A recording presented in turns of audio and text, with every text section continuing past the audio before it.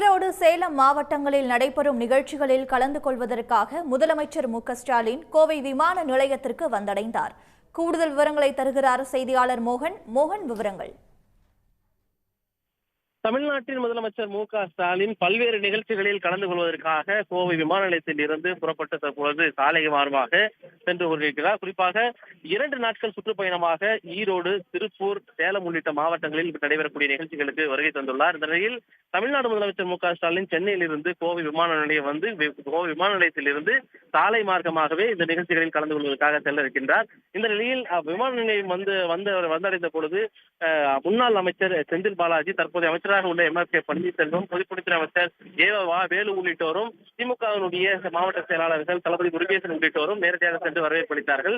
இதனைத் தொடர்ந்து விமான நிலையத்தில் இருந்து வெளியே வந்த அவர் சாலை மார்க்கமாக முதலமைச்சர் மு.க.ஸ்டாலின் சென்று கொண்டிருக்கும் சாலை முழுவதும் விமான நிலையத்துடைய சாலையிலிருந்து உட்புற சாலையிலிருந்து விமான நிலையத்துடைய முகப்பு பகுதியில் அவிநாசி சாலையில் வரை கிட்டத்தட்ட 1 கிலோமீட்டர் தூரத்திற்கு உற்சாக வரவேற்பு தொண்டர்கள் மற்றும் திமுகவினுடைய தொண்டர்கள் மற்றும் பொதுமக்கள் என பலரும் உற்சாக வரவேற்பு தந்து வருகின்றார்கள். உற்சாக வரவேற்புக்கிடையே தமிழ்நாடு முதலமைச்சர் மு.க.ஸ்டாலின் தற்பொழுது தன்னுடைய பயணத்தை மேற்கொண்டிருக்கிறார்.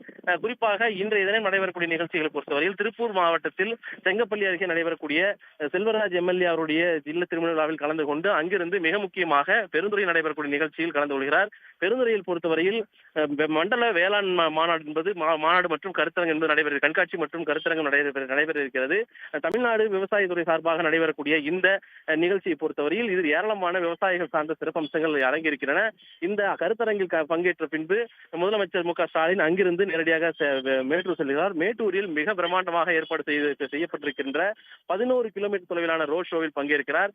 அதற்கு பிறகு மாலை நடைபெற இருக்கக்கூடிய கட்சி நிர்வாகிகள் ஆலோசனை கூட்டத்தில் பங்கேற்கிறார். இரவு அங்கேயே தங்குகிறார். நாளை காலை மிக முக்கியமான நிகழ்ச்சியாக மேட்டூர் அணை திறப்பு என்பது நடைபெற இருக்கிறது. மேட்டூர் அணை திறப்பை பொறுத்தவரையில் மிக முக்கியமான விவசாயிகளுக்கான பாசனம் ஒன்றாக இருக்கிறது. டெல்டா விவசாயிகளுடைய ஒரு மிக முக்கியமான உயிர்ப்பித்த ஆதாரமாக இருக்கிறது. இந்த நிலையில் தான் நாளை மேட்டூர் அணையை மேட்டூர் அணை விவசாய பாசனத்துக்காக திறந்து வைக்கிறார்.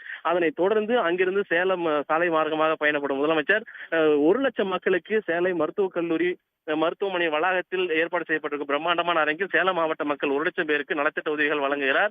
அங்கிருந்து நலத்திட்ட உதவிகளும் வழங்கிவிட்டு முதலமைச்சர் சேலத்தில் சிறிது நேரம் ஓய்வெடுத்த பின்பு மாலை வேளையில் சென்னைக்கு விமானத்தின் வாயிலாக புறப்பட்டு செல்கிறார்.